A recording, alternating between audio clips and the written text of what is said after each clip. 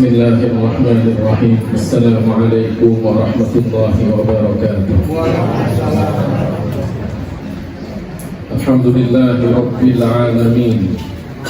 Wa sallallahu wa sallama wa karrama wa 'azzama wa majjada wa syarrafa 'ala asyrafil anbiya'i wal mursalin wa habibi rabbil alamin wa 'ala ikhwanihi an-nabiyyin wal mursalin wa man tabi'ahum bi ihsanin ila yaumiddin. Allahumma la sahla illa ma ja'altahu sahla wa anta ya hayyu ya qayyum taj'alul hazna idza syi'ta sahla. Amma ba'du. Para guru, para sesepuh, para orang tua, berkhusus Profesor Dr. Quraish Shihab Matta'alallahu bituli hayatihi, Pembina Sekolah Mandiri Cahaya Hati Profesor Dr. Ali Shihab, mudah-mudahan semakin diberikan oleh Allah Subhanahu wa Ta'ala keberkahan, dipanjangkan umurnya, disehatkan badannya. Kita juga mendapatkan curahan kucuran ilmu yang beliau sampaikan kepada kita semuanya. Bapak-bapak, para pengurus, saya tidak sebutkan namanya memang karena tidak tahu satu persatu, dan pembina atau pengasuh Pondok Pesantren Sekolah Mandiri Cahaya Hati Ustadz Saiful Anwar, bapak-bapak, ibu-ibu yang dimuliakan oleh Allah Subhanahu wa Ta'ala. Kiranya saya belum pantas untuk bicara di depan para profesor, tapi karena saya diminta oleh Ustadz Saiful Anwar, maka saya ingin mencoba menyampaikan. Mudah-mudahan tidak banyak kritikan dari Pak Quraish Shihab tentang penafsirannya, juga tidak ada banyak kritikan tentang hadisnya dari Pak Kiai Ali Shihab. Biasanya saya menyampaikan ceramah dengan berapi-api dan banyak guraunya, tapi kalau ada beliau nggak bisa saya bergurau. Tapi ingin saya sampaikan bahwa tadi yang disampaikan oleh beliau Profesor Dr. Ali Shihab tentang kecintaan kita kepada Rasulullah, dan juga yang disampaikan oleh pengasuh Pondok Pesantren Sekolah Mandiri Cahaya Hati, bahwa tujuan utama kita merayakan peringatan maulidnya Nabi Muhammad SAW, yang pertama adalah sebagai rasa syukur kita kepada Allah atas lahirnya Rasulullah SAW, diutusnya ke dunia ini sebagai pembawa rahmah. Dan yang kedua adalah karena cinta kita kepada Rasulullah SAW. Saya ingin sedikit mengupas dua hal ini. Jadi syukur kita kepada Allah Subhanahu wa Ta'ala karena Rasulullah itu diutus sebagai pembawa rahmah. Wa ma arsalnaka illa rahmatan lil alamin. Bahkan beliau sendiri mengatakan dalam sebuah sabdanya, innama ana rahmatun muhdah. Wa ma arsalnaka illa rahmatan lil alamin, dan tidaklah kami mengutusmu wahai Muhammad kecuali sebagai pembawa rahmah bagi seluruh alam. Rasulullah sendiri juga mengatakan, innama ana rahmatun muhda, sesungguhnya saya adalah rahmat yang Allah berikan kepada kalian. Kalau kita bicara tentang rahmah, rahmah itu maknanya banyak. Ini biasanya kalau kita lihat di tafsirannya Profesor Quraish Shihab kan, rahmah artinya kasih sayang, rahmah artinya kecintaan, rahmah artinya kepedulian, rahmah artinya menghormati, rahmah artinya toleransi, dan masih banyak arti rahmah ini.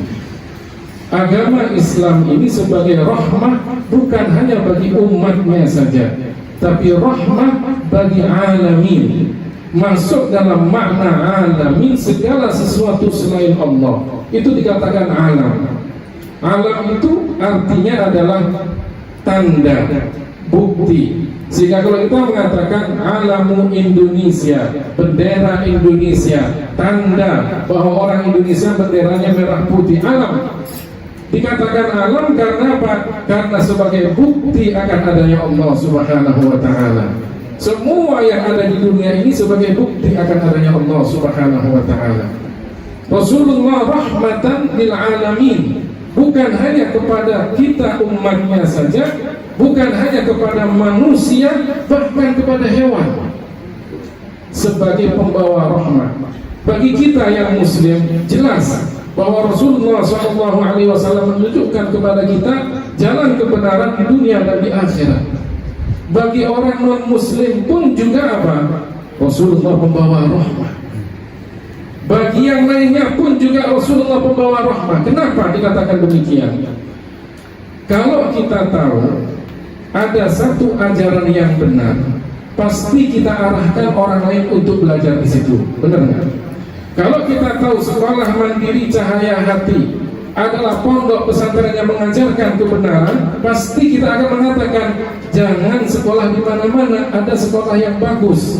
Sekolah mandiri Cahaya Hati. Kenapa? Karena kita ingin menyebarkan kebenaran. Karena kita tahu bahwa Cahaya Hati ini menyebarkan kebenaran. Kalau kita tahu bahwa agama Islam ini adalah agama yang benar, buktinya apa? Kalau agama Islam agama yang benar, Rasulullah SAW bukan orang yang setiap harinya kerjanya sebagai dokter, bukan sebagai dokter yang ahli dalam bidang kandungan, tidak. Tapi Rasulullah bicara tentang kandungan. Arba'ina yawman nutfah, inna ahadakum yujma'u khalquhu fi batni ummi arba'ina yawman nutfah. Sesungguhnya seseorang di antara kalian dikumpulkan proses penciptaannya di dalam perut seorang ibu 40 hari dalam bentuk nutfah, pertemuan antara sperma laki-laki dan perempuan. Tsumma yakunu 'alaqatan mithla dzalik, kemudian menjadi 'alaqah, segumpal darah yang menggantung di rahim ibu selama 40 hari. Tsumma yakunu mudghatan mithla dzalik, kemudian menjadi sekerat daging juga dalam kisaran waktu 40 hari, 40 hari, 40 hari, 40 hari, 120 hari, sama dengan 4 bulan. Masuk bulan kelima ditiupkan ruh, maka kemudian jadi mulai bergerak-gerak di dalam perut itu. Itu Rasulullah bukan seorang dokter, tapi lebih tahu tentang hal ini daripada dokter.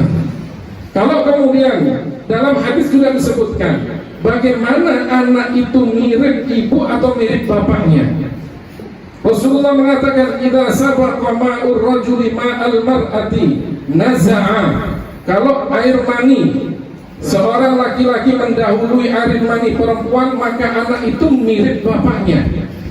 Mau laki-laki atau perempuan, yang penting mirip bapaknya. Kalau kemudian air mani perempuan mendahului air mani laki-laki, maka anak itu mirip ibunya. Kira-kira kita mirip siapa ini? Pokoknya jangan sampai mirip tetangga, kan repot. Ini. Bahkan kemudian juga disebutkan dalam hadis yang lainnya, idza ala ma'ur rajuli ma'al mar'ati, kalau lebih dominan, lebih banyakkan air mani laki-laki daripada air mani perempuan, maka anak itu jadi laki-laki. Itu Rasulullah. Dari mana? Beliau bukan seorang dokter kandungan, tapi lebih tahu tentang masalah ini daripada seorang dokter. Ini kan menunjukkan bahwa Rasulullah tidak bicara dari apa? Dari pribadi beliau, tapi adalah wahyu dari Allah Subhanahu wa ta'ala. Al-Quran juga menyebutkan dalam surat Ar-Rahman, marajal bahraini yaltaqiyan bainahuma barzakhun la yabghiyan fabi ayyi ala'i rabbikuma tukadziban. Ada pertemuan dua aliran air, air asin dan air tawar, dan masing-masing tidak pernah melebihi batasnya sendiri-sendiri. Itu disebutkan oleh Rasulullah SAW dalam Al-Quran. Rasulullah bukan seorang pelaut yang setiap harinya di laut kemudian cari ikan dan kemudian tahu hal-hal semacam ini, tidak. Tapi itu disebutkan menunjukkan apa? Agama Islam ini agama yang benar. Nyatanya, buktinya bahwa ada pertemuan air laut itu. Rasulullah bukan seorang insinyur yang tahu kemudian nanti suatu ketika akan ada bangunan yang tinggi-tinggi di akhir zaman. Rasulullah ketika ditanya tentang alamatus sa'ah, tanda-tanda hari kiamat, dia kemudian mengatakan, nanti jika ada para pengembala kambing yang kemudian di akhir zaman mereka itu apa? Meninggi-ninggikan bangunan. Yatatawaluna fil bunyan. Dulu pada masa Rasulullah pengembala kambing itu apa? Tidak pakai pakaian, ya, hanya apa? Pakaian bawah saja. Mereka mengembala kambing di daerah yang padang pasir yang tandus. Tapi Rasulullah kemudian menyampaikan wahyu Allah bahwa nanti di akhir zaman orang banyak meninggi-ninggikan bangunan, berlomba-lomba, sombong untuk mengatakan bahwa saya lebih bisa daripada yang lainnya. Sekarang yang banyak bangunan tinggi di mana? Di Timur Tengah. Burj Khalifah itu paling tinggi, itu ada di mana? Di Timur Tengah.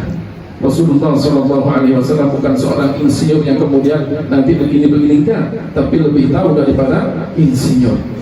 Artinya kalau kemudian kita tahu kebenaran agama Islam, maka kemudian kita ajak orang lain, itu yang namanya rahmah bagi seluruh alam. Ini yang namanya rahmah. Kalau kita tahu sekolah cahaya mandiri, sekolah mandiri cahaya hati adalah sesuatu yang benar, tempat pendidikan yang benar, kita ajak orang lain, berarti apa? Kita sayang kepada orang itu agar belajar yang benar di tempat ini. Sama ketika kita orang tua, anak-anak kita arahkan kepada yang benar. Kenapa? Karena rahmah kita, karena kasih sayang kita kepada mereka. Ketika orang non-muslim kita ajak untuk masuk Islam, bahwa itulah yang dikatakan rahmatan lil alamin. Syukur kita kepada Allah, diutusnya Rasulullah SAW sebagai pembawa rahmah bagi seluruh alam. Yang kedua, kita merayakan peringatan maulidnya Nabi Muhammad SAW karena cinta kita kepada Rasulullah. Kalau Allah Subhanahu wa Ta'ala menyebutkan di dalam Al-Quran agar kita mendapatkan cinta dan ridha Allah, itu adalah dengan apa? Ngikutin Rasulullah. Qul in kuntum tuhibbunallaha fattabi'uni yuhibbukumullah. Kalau kalian menyatakan cinta kepada Allah, maka kalian harus mengikuti siapa? Rasulullah. Kalau kita diperintahkan oleh Allah, yang kita tahu bahwa Allah pencipta segala sesuatu, dan kita tahu bahwa agama Islam ini adalah satu-satu agama yang diridhoi oleh Allah, maka apa? Kita pun juga ikut mencintai Rasulullah. Bukankah kemudian Rasulullah mengatakan al-mar'u ma'a man ahabba yaumal qiyamah. Seseorang itu nanti dikumpulkan dengan orang yang dia cintai pada hari kiamat. Karenanya kemudian kita mengapresiasikan cinta kita dengan peringatan maulid, sholawat kepada Rasulullah, baca Al-Quran, santunan kepada anak yatim. Itu cinta kita kepada Rasulullah SAW. Kenapa? Karena itulah ajaran Rasulullah SAW. Kenapa kita merayakan peringatan maulid? Karena Rasulullah SAW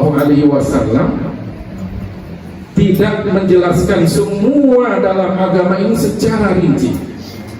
Orang mengatakan, peringatan maulid tidak pernah dilakukan oleh Rasulullah. Kenapa kita melakukannya? Para ulama menyebutkan tafsiran al-yawma akmaltu lakum dinakum wa atmamtu alaikum ni'mati wa raditu lakumul islam dina. Lihat dalam tafsirannya Profesor Dr. Quraish Shihab, bahwa apa? Al-yawma akmaltu lakum dinakum itu apa? Kaidah-kaidah agama ini sudah lengkap, sudah sempurna. Dasar-dasar dalam agama ini sudah sempurna. Tapi untuk rinciannya masih banyak dan terus akan berkembang. Itu yang bisa diterima oleh akal sehat kita. Karena sebagian mengatakan semuanya sudah sempurna, baik yang dasar sampai yang terperinci sudah sempurna, maka tidak boleh ada tambahan-tambahan lagi dalam agama ini. Tapi bagi orang yang cerdas tidak mengatakan demikian. Yang disebutkan al-yawma akmaltu lakum dinakum itu apa? Dasar-dasar dari agama Islam ini yang sempurna. Dan Rasulullah tahu bahwa di antara umatnya itu ada orang-orang yang cerdas. Semisal Imam Syafi'i, Imam Ahmad, Imam Abu Hanifah, Imam Malik, itu orang-orang yang cerdas.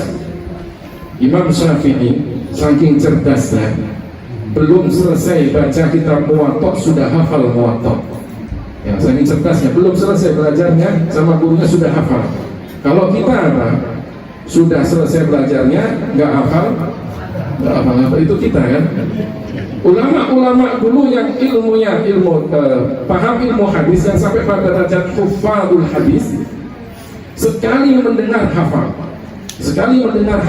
Al-Imam Al-Bukhari, ya, ketika kemudian beliau diuji oleh ulama-ulama Baghdad, ketika Al-Imam Bukhari ke Baghdad, ya, dikumpulkan para ulama hadis 10 orang, masing-masing membaca 10 hadis, dibolak-balik sanadnya. 10 orang, satu orang mengatakan 10 hadis. Setelah itu ditanyakan kepada Imam Bukhari, apakah anda tahu hadis-hadis ini? Kata Imam Bukhari, saya nggak tahu. Orang yang kedua membacakan 10 hadis, dibolak-balik sanadnya pun juga ditanya, apakah anda sudah mengenal hadis-hadis ini? Kata Imam Bukhari, saya nggak tahu. Sampai orang yang ke-10 genap 100 hadis, didengarkan semuanya oleh Al-Imam Al-Bukhari. Tapi kemudian apa yang dilakukan oleh Al-Imam Al-Bukhari? Dibaca ulang 100-100-nya yang salah itu, kemudian dibenarkan mana salahnya. Perhatikan, hafal sekali mendengar itu kan luar biasa. Kalau kita mendengar berkali-kali nggak hafal. Kalau kita kan gitu, udah mendengar diulangi nggak hafal. Itu orang dulu cerdasnya luar biasa, dan itu adalah syarat utama seorang mustahid. Kalau kemudian mau menjadi mustahid, syarat utama itu, bukan kemudian bicara masalah nasab. Kalau dikatakan mustahid, tidak. Mustahid itu syarat utamanya apa? Cerdas. Rubba mubalaghin aw'a min samin. Dalam hadis kan begitu. Berapa banyak orang yang tidak mendengar langsung hadis dari Rasulullah, disampaikan kepadanya hadis Rasulullah, tapi lebih paham daripada orang yang langsung mendengar dari Rasulullah. Artinya dia lebih paham, lebih bisa mengurai hadis tersebut dari orang yang langsung mendengar hadis itu dari Rasulullah Shallallahu Alaihi Wasallam. Makanya kembali kepada surat Al-Maidah ayat 3 tadi, Al-Yawma akmaltu lakum dinakum. Itu para ulama mengatakan kaidah-kaidah agamanya yang sudah sempurna. Sehingga kemudian muncul di belakangan hari itu apa? Permasalahan-permasalahan yang tidak ada pada masa Rasulullah. Disitulah tugas para mustahid. Dan kenyataannya banyak sekali masalah-masalah yang ada muncul setelah masa Rasulullah. Rasulullah memberikan kaidah tentang sholat, sudah kaidah-kaidah sholatnya. Tapi kemudian perkembangan sholat itu kan semakin luar biasa. Sholat di atas pesawat, bagaimana itu kan? Tidak ada pada masa Rasulullah. Sholat di angkasa, bagaimana? Tidak ada pada masa Rasulullah. Rasulullah memberikan kaidah dalam masalah minuman keras. Kullu muskirin haram. Setiap yang memabukkan haram, kaidah ini. Tapi dulu yang namanya memabukkan itu adalah berupa minuman.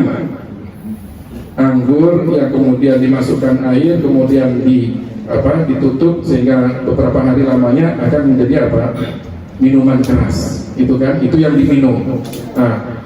Tapi Rasulullah memberikan apa? Kaidahnya kullu muskirin haramun. Tidak hanya yang minuman keras saja yang haram, tapi kemudian apa? Ada yang berbentuk makanan, kalau memabukkan haram. Ada yang terbentuk obat, kalau memabukkan haram, dan benda-benda yang lainnya yang penting memabukkan, maka haram. Inilah dikatakan kaidah agamanya sudah sempurna.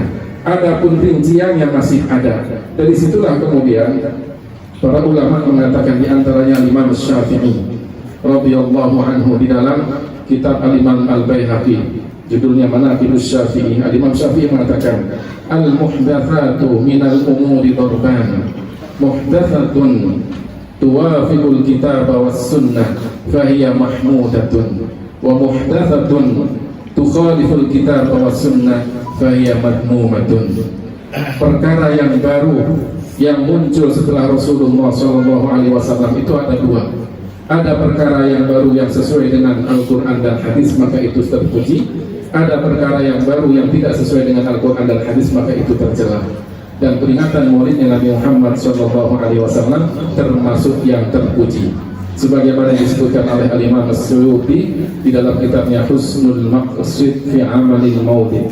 Beliau mengatakan aslu amalil maulid alladhi huwa istima'un nas wa qira'atu ma tayassara minal Qur'an wa riwayatul akhbaril waridati fi mabda'i amrin nabiy sallallahu alaihi wasallam wa ma waqa'a fi maulidihi minal ayati thumma yubsatu lahu simatun fayakuluna wa yansarifun min ghairi ziyadatin ala dhalika fahiya minal bid'il hasanah allati yuthabu 'alaiha fa'iluha lima fihi min ta'dhimi qadri nabiy sallallahu alaihi wasallam wa idharil farah wal istibshar bi maulidihi syarif sallallahu alaihi wasallam. Kata Imam Suyuti, dasar dari peringatan maulid yang itu hanya kumpulnya orang-orang membaca ayat Al-Quran, membaca riwayat-riwayat yang sahih dari awal penerimaan wahyu Rasulullah Sallallahu Alaihi Wasallam, dan apa yang luar biasa, kejadian-kejadian yang luar biasa pada lahirnya Rasulullah Sallallahu Alaihi Wasallam. Kemudian dibentangkan makanan, mereka kemudian makan dan setelah itu pulang tanpa ada tambahan-tambahan yang lainnya, maka itu adalah bid'ah hasanah yang pelakunya nanti akan mendapatkan pahala. Kenapa? Karena pengagungan mereka kepada Rasulullah Sallallahu Alaihi Wasallam dan menampakkan rasa senangnya, cintanya karena lahirnya Rasulullah Sallallahu Alaihi Wasallam. Mudah-mudahan kita semuanya yang hadir di sini hadir karena cinta kita kepada Rasulullah Sallallahu Alaihi Wasallam, rindu kita kepada Rasulullah Sallallahu Alaihi Wasallam. Rasulullah rindu kepada kita, orang-orang yang tidak pernah melihatnya tapi beriman kepadanya, maka kita lebih rindu kepadanya agar kita mendapatkan syafaatnya Rasulullah Sallallahu Alaihi Wasallam. Itulah sedikit ya yang bisa saya sampaikan karena saya sangat kurang berkenan dan belum waktunya bicara di depan para profesor. Tapi mudah-mudahan ada hikmah, ada manfaatnya. Kurang lebihnya saya mohon maaf. Hadanallah, doanya Buya. Hadanallah wa iyyakum ajma'in. Wassalamualaikum warahmatullahi wabarakatuh.